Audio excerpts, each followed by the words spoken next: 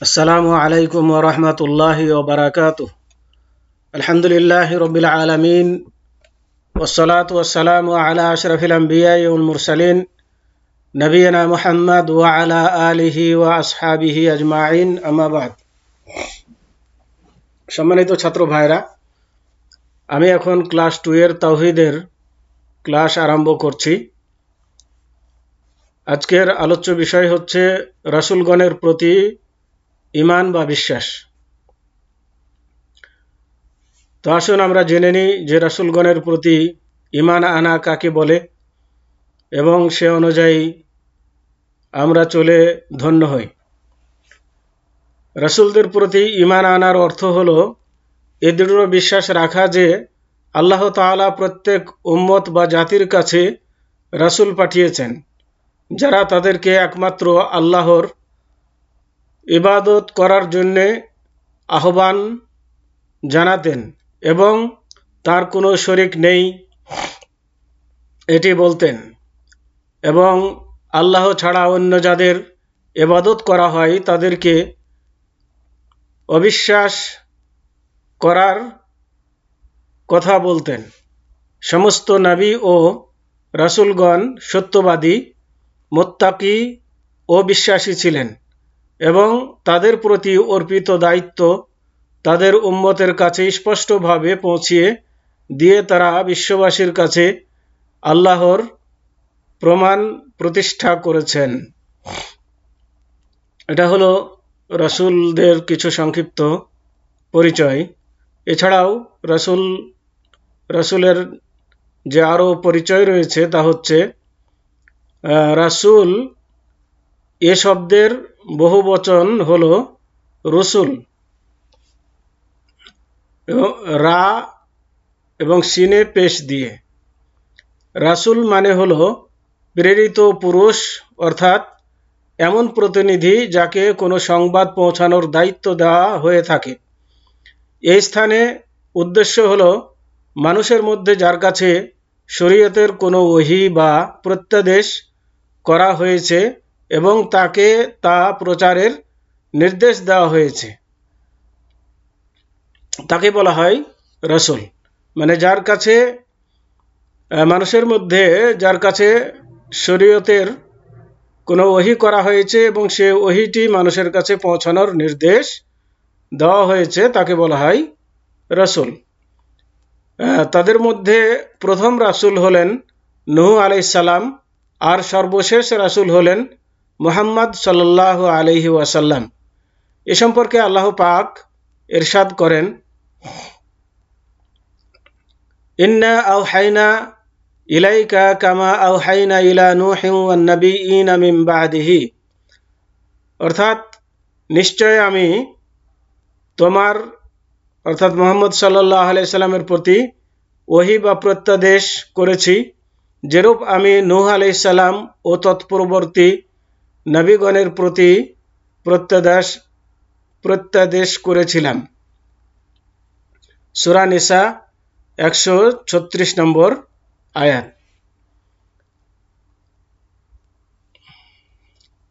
সহিহ বুখারীতে আনাস ইবনে মালিক রাদিয়াল্লাহু তাআলা আনহু থেকে বর্ণিত যে হাদিসে নবী করিম সাল্লাল্লাহু আলাইহি ওয়াসাল্লাম তার উম্মতের শাফাআতের বর্ণনা উল্লেখ করা হয়েছে। উক্ত হাদিসে উল্লেখ আছে যে কিয়ামতের দিন হাসরের মাঠে সমস্ত মানুষ তাদের জন্য আল্লাহর কাছে শাফাআত করার জন্য উপস্থিত হলে তারা প্রত্যেকেই তাদের অপারগতার কথা জানাবেন এবং বলবেন যে তোমরা নূহ আলাইহিস সালামের কাছে যাও, কারণ আল্লাহ পাক তাকে প্রথম রাসূল করে পাঠিয়েছিলেন। তো এখান থেকে এই হাদিস থেকে বোঝা যায় যে নূহ আলাইহিস সালাম হচ্ছেন প্রথম রাসূল। আল্লাহ পাক মুহাম্মদ সাল্লাল্লাহু আলাইহি ওয়াসাল্লাম সম্পর্কে ইরশাদ করেন যে মা কানা মুহাম্মাদুন আবা আহাদিম মির রিজালিকুম ওয়ালাকির রাসূলুল্লাহি ওয়া খাতামান নবিয়্যিন। অর্থাৎ মুহাম্মদ সাল্লাল্লাহু আলাইহি সাল্লাম তোমাদের মধ্যে কোনো পুরুষের পিতা নন, বরং তিনি আল্লাহর রাসূল এবং শেষ নবী। সূরা আহজাব 40 নম্বর আয়াত। রাসূল এবং শেষ নবী, আচ্ছা, এমন কোনো জাতি নেই যে যাদের কাছে আল্লাহ পাক স্বতন্ত্র কোনো শরীয়ত বা বিধান দিয়ে তাদের কাছে রাসূল পাঠাননি। তার মানে প্রত্যেক জাতির কাছে আল্লাহ রাব্বুল আলামিন রাসূল পাঠিয়েছেন এবং বিধান দিয়েছেন, অথবা তাদের কাছে পূর্বের নবীর শরীয়তের নবায়ন ও তার প্রচারের জন্য তার কাছে ওহী করা হয়েছে। আল্লাহ পাক ইরশাদ করেন, তার মানে এখান থেকে বোঝা যায় যে আল্লাহ রাব্বুল আলামিন কোনো জাতির কাছে নবী পাঠিয়েছেন এবং পরবর্তী নবীকে পূর্বের নবীর সেই বিধান প্রচার করার জন্য নির্দেশ দিয়েছেন, এরকমও হয়েছে। তার মানে নতুন কোনো শরীয়ত তাকে দেওয়া হয়নি, বরং আগের নবীর শরীয়তকেই প্রচার করার জন্য নির্দেশ দেওয়া হয়েছে। যেমন আল্লাহ রাব্বুল আলামিন ইরশাদ করেন, ওয়ালাকাদ বাআসনা ফি কুল্লি উম্মাতির রাসূলান আন ইবুদুল্লাহ ওয়াজতানিবুত তাগুত, অর্থাৎ আল্লাহর ইবাদত করার ও তাগুতকে বর্জন করার নির্দেশ দেবার জন্য আমি তো প্রত্যেক জাতির মধ্যেই রাসূল পাঠিয়েছি। সূরা নাহাল 36 নম্বর আয়াত। এখান থেকে বোঝা যায় আল্লাহ রাব্বুল আলামিন প্রত্যেক জাতির কাছেই রাসূল পাঠিয়েছেন। রাসূলগণের বৈশিষ্ট্য। রাসূলগণকে মানব জাতির মধ্য হতে সৃষ্টি করা হয়েছে এবং তাদের মধ্যে রুবুবিয়ত ও উলুহিয়তের এমন কোনো বৈশিষ্ট্য নেই। আল্লাহ পাক তার নবী মুহাম্মদ সাল্লাল্লাহু আলাইহি ওয়াসাল্লাম সম্পর্কে ইরশাদ করেন, যিনি সমস্ত রাসূলের সর্দার এবং আল্লাহর কাছে তাদের সকলের থেকে সম্মানে সর্বশ্রেষ্ঠ। আল্লাহর বাণী, কুল লা আমলিকু লিনাফসি নাফআন ওয়ালা দাররান ইল্লা মা শা আল্লাহ ওয়ালাউ কুনতু আ'লামুল গায়বা লাস্তাকসারতু মিনাল খায়রি ওয়া মা মাসসানিয়াস সূউ ইন আনা ইল্লা নাযীরুন ওয়া বাশীরুন লিকওমিন ইউমিনুন।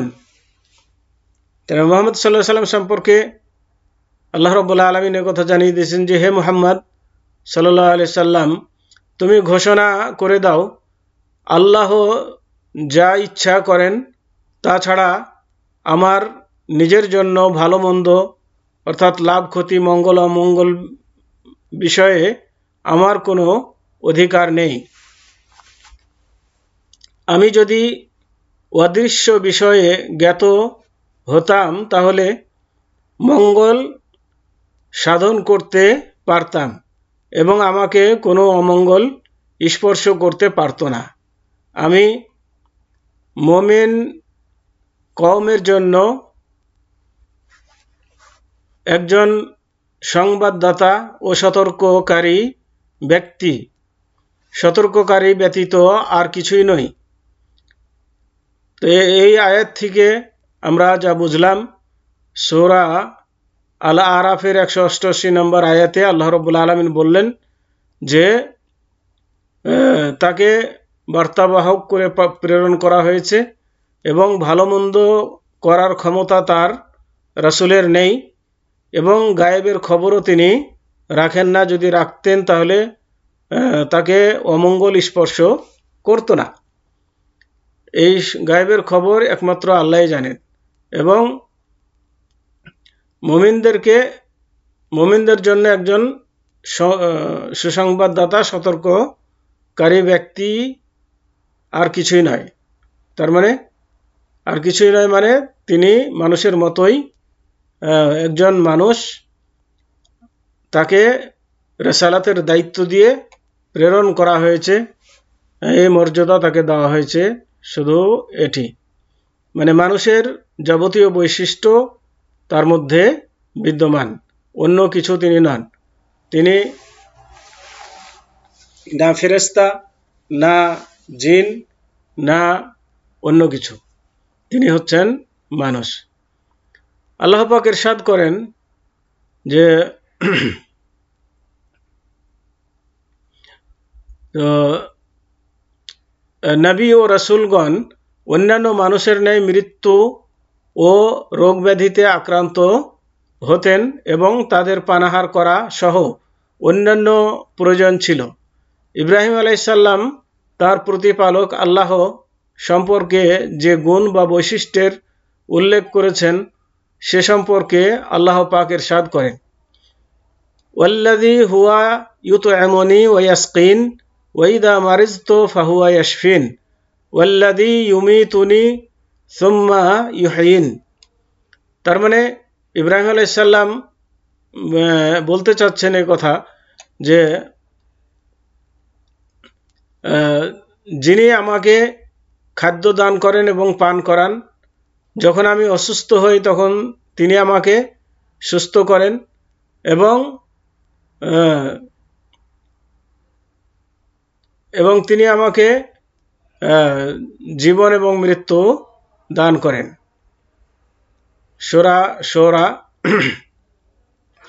তাহলে এখান থেকে যে জিনিসটি বোঝা গেল যে নবীগণ তারা খানাপিনা গ্রহণ করতেন এবং তারা অসুস্থ হতেন, আবার আরোগ্য লাভ করতেন আল্লাহর ইচ্ছায়, এবং তারা মৃত্যুবরণ করতেন এবং যতদিন হায়াত আল্লাহ দিয়েছেন ততদিন জীবিত থাকতেন।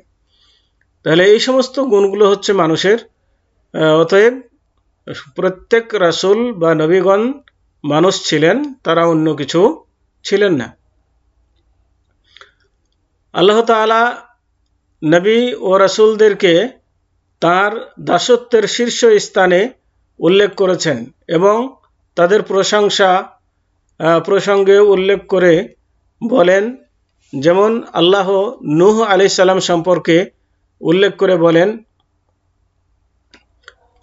যুররিয়াতা মান হামালনা মা'a নূহিন ইন্নাহু কানা আবদান শাকুরা। অর্থাৎ তোমরাই তো তাদের বংশধর যাদেরকে আমি নূহ আলাইহিস সালামের সাথে নৌকায় আরোহণ করিয়েছিলাম, নিশ্চয় সে তো ছিল পরম কৃতজ্ঞ বান্দা। সূরা বানী ইসরাইল 3 নম্বর আয়াত। তাহলে এখানে নূহ আলাইহিস সালাম সম্পর্কে আল্লাহ রাব্বুল আলামিন বললেন যে নূহ ছিলেন আল্লাহ রাব্বুল আলামিনের একজন কৃতজ্ঞ বান্দা, শুকরগুজার বান্দা। তো আল্লাহ পাক নবী মুহাম্মদ সাল্লাল্লাহু আলাইহি সাল্লাম সম্পর্কে বলেন, তাবারাকাল্লাযী নাযালাল ফুরকানা আলা আবদিহি লিয়াকুনা লিল আলামিনা নাযীরা। অর্থাৎ কত মহান তিনি, অর্থাৎ আল্লাহ, যিনি তার বান্দার প্রতি ফুরকান অর্থাৎ কোরআন অবতীর্ণ করেছেন যাতে সে বিশ্ববাসীর জন্য সতর্ককারী হতে পারে। তাহলে এখানে মুহাম্মদ সাল্লাল্লাহু আলাইহি ওয়াসাল্লামকে আব্দ বলে উল্লেখ করেছেন, তার মানে তিনি হচ্ছেন আল্লাহর গোলাম বা দাস। তার মধ্যে রুবুবিয়তের কোনো গুণাবলী নেই। সূরা ফুরকান 1 নম্বর আয়াত। এবং সেই সাথে বাকি অন্যান্য নবী ও রাসূলগণের সম্পর্কে কোরআনে একই বৈশিষ্ট্যের কথা উল্লেখ আছে। তো এখান থেকে আমরা রাসূলগণ সম্পর্কে যা জানলাম তা হচ্ছে রাসূলগণ হচ্ছেন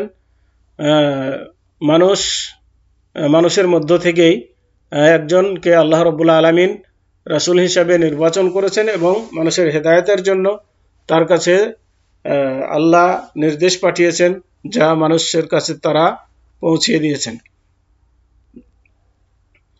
তো আমরা রাসূলদেরকে যেন মানুষের স্থান থেকে প্রভুত্বের স্থানে না নিয়ে যাই, এজন্য আমাদেরকে সতর্ক থাকতে হবে, রাসূলদের সম্পর্কে সঠিক ধারণা রাখতে হবে, যাতে করে রাসূলদেরকে নিয়ে আমরা বাড়াবাড়ি করার মাধ্যমে ক্ষতিগ্রস্ত না হই।